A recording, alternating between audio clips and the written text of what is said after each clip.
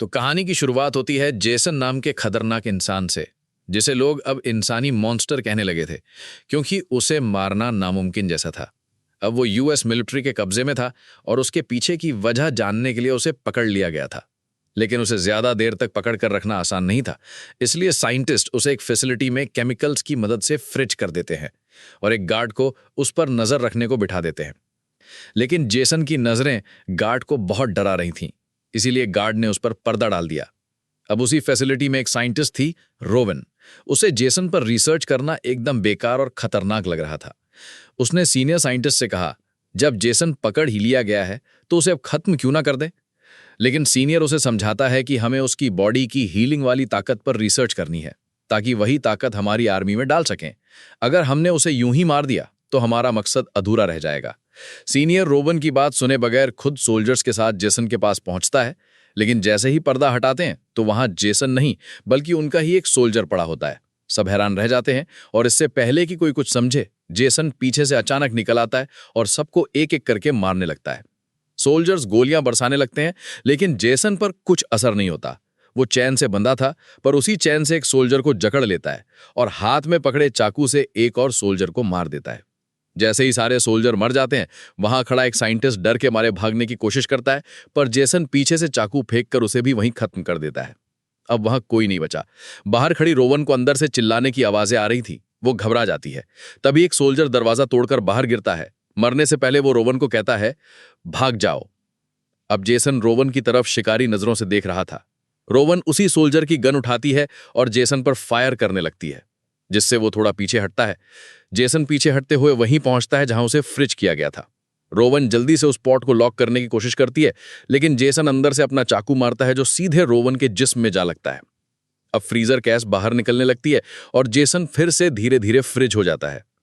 गोलियों की आवाज से पूरी फैसिलिटी लॉक हो जाती है और इससे पहले कि रोवन वहां से निकल पाती, सब कुछ शील्ड हो जाता है। अब कोई नहीं बचा था जो पोर्ट की गैस बंद कर सके। थोड़ी ही देर में गैस पूरे फैसिलिटी में फैल जाती है और इसी गैस से रोवन भी वहीं फ्रिज हो जाती है। अब सीन कट होता है और हमें दिखाया जाता है 450 साल बाद का वक्त। इस दौरान इंसानों ने इतनी गंदगी फैलाई कि पूरी धरती बर्बाद हो चुकी है। अब इंसान एक नए प्लैनेट पर जा चुके हैं, जिसे अर्थ 2 कहा जाता है। 445 साल बाद अर्थ 2 से एक टीम फिर धरती पर आती है। उन्हें फिर से धरती को ठीक करने के रास्ते खोजने हैं। उसी दौरान उन्हें एक पुरानी फैसिलिटी मिलती है जहां जेसन और रोवन फ्रिज हो चुके थे। ये देखकर पूरी टीम बहुत ज्यादा एक्साइटेड हो जाती है, क्योंकि उन्हें पता चलता है कि रोवन अब भी जिंदा है। सब हैरान रह जाते हैं, लेकिन ऐसा इसलिए हुआ क्योंकि उसकी बॉडी एकदम सही टेम्परेचर में थी, जिससे उसकी लाइफ बहुत लंबी हो गई। अब वो लोग जेसन की बॉडी को भी साथ ले जाने का फैसला करते हैं। जैसे ही पोर्ट का दरवाजा खुलता है, रोवन के हाथ से गिरा हुआ हथियार सीधे एक लड़के के बाजू पर जा लगता है। उसका बाजू एकदम कट जाता है। लड़का जोर से चिल्लाता है। फिर टीम जेसन की बॉडी को संभाल लेती है और उस लड़के को पेन किलर दे दिया जाता है। अब दोनों बॉडीज को शटल में लेकर जाया जाता है। जिस लड़के का बाजू कटा था, उसे एक बेड पर लिटाया जाता है। वो कोई आम बेड नहीं था, वो नैनो टेक्नोलॉजी से बना था, जो इंसान के जिस्म के किसी भी हिस्से को दोबारा बना सकता था। दूसरी तरफ रोवन को भी स्कैन करके उसी बेड पर लिटाया जाता है और उसे होश में लाने की कोशिश की जाती है। उधर लैब 2 में जेसन की बॉडी पर रिसर्च हो रही थी। सब ये देखकर हैरान थे कि जेसन की बॉडी को एक छोटा सा दिमाग चला रहा था। फिर एक साइंटिस्ट जेसन की आंख से सैंपल निकालती है, जो बहुत बुरी हालत में थी। दूसरी तरफ हम देखते हैं कि रोवन को होश आ जाता है। होश में आते ही वो खुद को अजनबी लोगों से घिरा हुआ पाती है और डर के मारे घबरा जाती है। वो सीधे साइंटिस्ट को थप्पड़ मार देती है। साइंटिस्ट उसे धीरे धीरे शांत करते हैं और समझाने की कोशिश करते हैं कि अब वो बहुत आगे के टाइम में है। वो रिसर्च लैब में है और पिछले 450 सालों से बेहोश थी। ये सुनकर रोवन तो हैरान रह जाती है, लेकिन खुद साइंटिस्ट भी शॉक में आ जाते हैं। अब शिप का लीडर अर्थ 2 से संपर्क करता है और वहां के लोगों को बताता है कि उनके पास पुराने टाइम के 2 लोग जिंदा हैं। उन्हें लगता है कि लोग इन्हें देखने के लिए पैसे देंगे, लेकिन वहां बैठा आदमी उन्हें साफ बता देता है कि अब पुराने लोगों को जिंदा करना कोई बड़ी बात नहीं रही। टेक्नोलॉजी बहुत आगे बढ़ गई है। हाँ, अगर जेसन जैसा खतरनाक किलर हो तो उसकी बॉडी की वैल्यू हो सकती है। फिर हम देखते हैं उसी साइंटिस्ट को जो जेसन पर रिसर्च कर रही थी।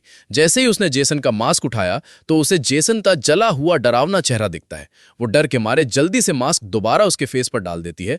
फिर वो उसके छोटे से ब्रेन पर रिसर्च करने लगती है। एक पल के लिए उसे शक होता है कि जेसन हिल रहा है, लेकिन वो इसे अपनी गलती समझकर नजरअंदाज कर देती है। पर असल में जेसन का हाथ सच में हिल रहा था, क्योंकि अब उसे नैनो टेक्नोलॉजी वाले बेड पर लिटाया गया था और इस टेक्नोलॉजी ने उसे फिर से जिंदा कर दिया था। जैसे ही जेसन होश में आता है वो चुपचाप बेड से उठ जाता है। साइंटिस्ट को किसी के उठने की आवाज आती है, वो मुड़कर देखती है, लेकिन तब तक जेसन उस पर हमला कर देता है। वो लड़की चिल्लाने की कोशिश करती है पर कोई सुन नहीं पाता। जेसन उसके बाल पकड़कर उसे लिक्विड नाइट्रोजन में डुबो देता है, जिससे उसका चेहरा फ्रीज हो जाता है। फिर वो उसका सिर उठाकर टेबल पर जोर से दे मारता है। उसका सिर एकदम चकनाचूर हो जाता है और इसी तरह उसकी दर्दनाक मौत हो जाती है। अब जेसन वहां से अपने औजार उठाता है और फिर से लोगों को मारने निकल पड़ता है, क्योंकि यही उसका पुराना काम है। दूसरी तरफ टीम लीडर रोवन को खाना देने आता है।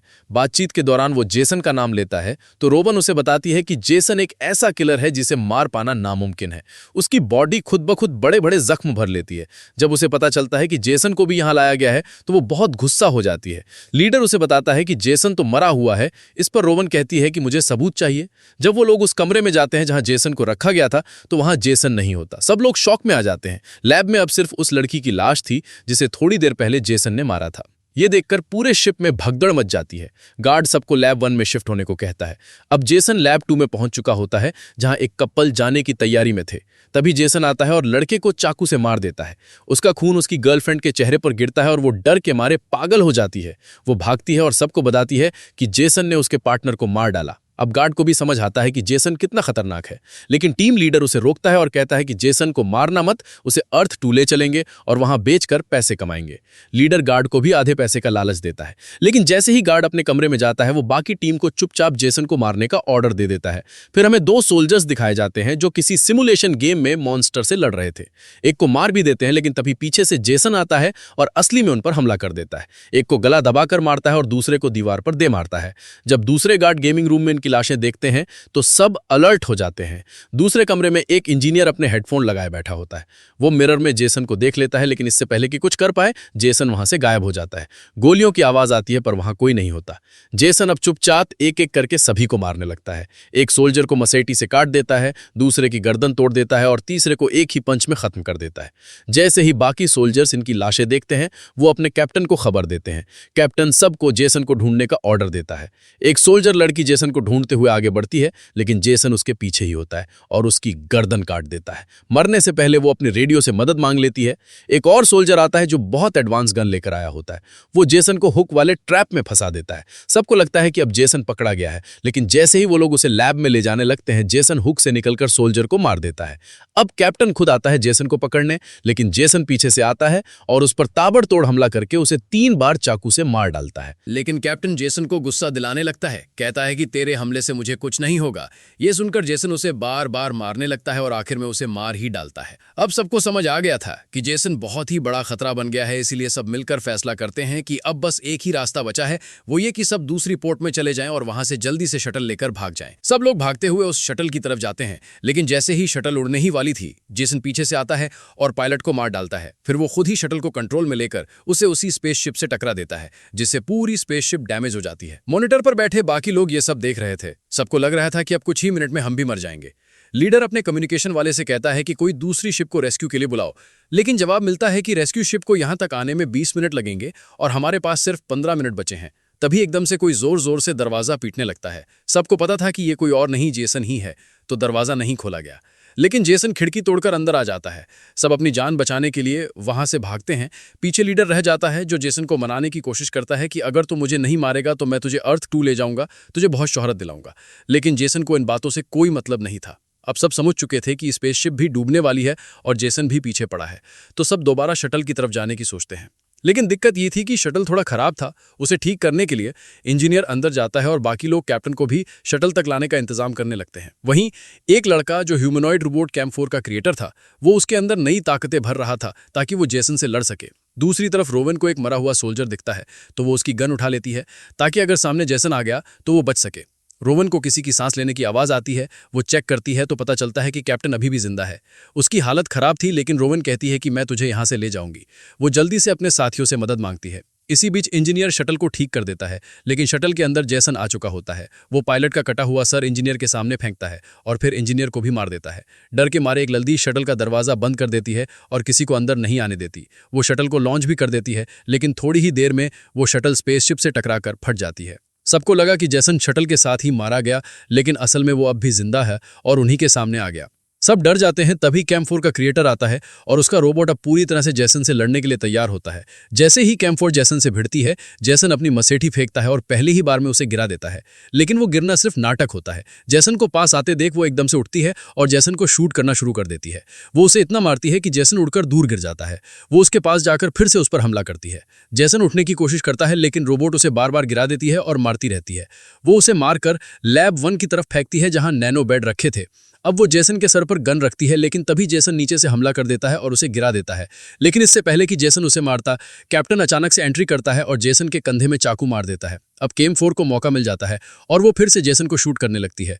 फिर वो चैम्बर का दरवाजा तोड़कर जैसन को लैब 1 में फेंक देती है और वहीं उसकी जान ले लेती है। आखिरकार जैसन को मार दिया जाता है। कैंप 4 अपनी जीत का जश्न मनाते हुए जैसन के मसेठी से उसके बॉडी में वार कर देती है। सब खुश हो जाते हैं। कैप्टन को नैनो बेड पर रखा जाता है और उसका इलाज शुरू हो जाता है। अब दूसरी शिप भी इनके पास आने वाली थी, लेकिन इतनी देर में स्पेसशिप तबाह हो सकती थी। तभी रोवन शिप का मैप देखकर बताती है कि एक चैम्बर ऐसा है जो अलग किया जा सकता है। सब जल्दी से उस चैम्बर की तरफ भागते हैं, लेकिन लैब 1 में जैसन के नीचे जो नैनो बेड था वो अभी भी चालू था। बेड ने अब जैसन को दोबारा ठीक करना शुरू कर दिया था। उसके कटे हुए हिस्से की जगह अब लोहे के पार्ट आ रहे थे, यानी जैसन अब आधा इंसान आधा मशीन बन रहा था, और पहले से ज्यादा खतरनाक भी। अब रोवन तेजी से जेसन के सामने आती है, लेकिन जेसन एकदम से उसका गला पकड़ लेता है। रोवन छटपटाने लगती है। तभी उसके साथी वहां पहुंचते हैं और जेसन से लड़ने की कोशिश करते हैं। इसी झड़प में रोवन खुद को छुड़ाने में कामयाब हो जाती है। सब लोग भागते हुए जल्दी से उस चेंबर के अंदर चले जाते हैं और उसका दरवाजा बंद कर देते हैं। वो साथी जो मरने वाला था उसी ने बॉम्ब को एक्टिवेट कर दिया, जिससे पूरा चेंबर स्पेसशिप से अलग हो जाता है। जेसन बॉम्ब की फोर्स से दूर जा गिरता है। अब रेस्क्यू शटल भी वहां आ चुकी थी। सबको लग रहा था कि जेसन से जान छूट गई है, लेकिन असल में जेसन अभी भी चेंबर के पास ही था। वो अचानक से बाहर से पंच करता है और चेंबर का हिस्सा तोड़ देता है। इससे वैक्यूम प्रेशर बन जाता है और अंदर की हर चीज उड़कर स्पेस में जाने लगती है। चेंबर एकदम तबाही के करीब था। कैप्टन रोवन को पकड़ लेता है और रोवन अपनी साथी को पकड़ती है, लेकिन वो लड़की ज्यादा देर तक खुद को नहीं संभाल पाती और स्पेस में जाकर मर जाती है। उसके उड़ते ही कैप्टन रोवन को खींच लेता है और दोनों किसी तरह दूसरे चेंबर में पहुंच जाते हैं। अब सिर्फ 4 लोग ही जिंदा बचे थे। सबको दिख रहा था कि जैसन अभी भी पीछा कर रहा है। सब भागते हुए उस गेट तक पहुंचते हैं जो रेस्क्यू वेसल से जुड़ा हुआ था, लेकिन अब वो गेट नहीं खुल रहा था। कैप्टन डिसाइड करता है कि वो स्पेस सूट पहनकर बाहर जाएगा और गेट को बाहर से खोलेगा। जैसे ही कैप्टन बाहर जाता है और दरवाजा खोलने लगता है, अंदर वाले लोग देखते हैं कि जैसन फिर इनके पीछे आ रहा है। जैसन को भटकाने के लिए साइंटिस्ट एक वीडियो गेम जैसी सिमुलेशन ऑन कर देता है। जैसन उसमें फंस जाता है और समझ नहीं पाता कि क्या असली है और क्या नकली। थोड़ी देर तो सब ठीक चलता है, लेकिन जैसन उस सिमुलेशन से बाहर निकल जाता है। अब साइंटिस्ट एक और सिमुलेशन ऑन करता है जिसमें 2 लड़कियां जैसन को बुला रही होती हैं। जैसन को ये सब पसंद नहीं आता और वो उन्हें स्लीपिंग बैग में लपेटकर बार बार जमीन पर पटक कर मार डालता है। इसी दौरान कैप्टन गेट को खोलने में कामयाब हो जाता है। गेट खुलते ही सिमुलेशन बंद हो जाती है और जैसन असली दुनिया में वापस आ जाता है। रोवन और साइंटिस्ट जल्दी से रेस्क्यू वेसल के अंदर चले जाते हैं, लेकिन अंदर आते ही इन्हें याद आता है कि कैंप 4 का सिर तो वहीं रह गया। वो सिर इनके लिए बहुत जरूरी था। रोवन उसे लेने के लिए वापस भागती है और देखती है कि जैसन फिर पीछा कर रहा है। जैसे तैसे वो सिर लेकर रेस्क्यू वेसल में पहुंच जाती है और पीछे से दरवाजा बंद कर दिया जाता है। दरवाजा बंद करने वाला कोई और नहीं बल्कि कैप्टन ही होता है। उसने तय कर लिया था कि वो जैसन से यहीं लड़ेगा और बाकी सबको बचाएगा। जैसे ही वेसल स्पेसशिप से अलग होकर अर्थ 2 की तरफ निकलती है, कैप्टन स्पेसशिप में बॉम्ब फोड़ देता है। जोरदार धमाका होता है। रोवन देखती है कि जैसन अब वेसल के बहुत करीब आ चुका था, लेकिन तभी कैप्टन फिर से आता है और जैसन को पकड़ लेता है। दोनों स्पेस में गिरते चले जाते हैं। गिरते हुए उनकी बॉडी जल रही थी। नीचे पृथ्वी यानी अर्थ 2 पर एक कपल आसमान में एक जलता तारा देख रहा होता है, लेकिन वो तारा नहीं, जैसन का जलता हुआ सिर था। अब वो सच में खत्म हुआ है या नहीं, यही सोचते हुए कहानी यहीं खत्म हो जाती है।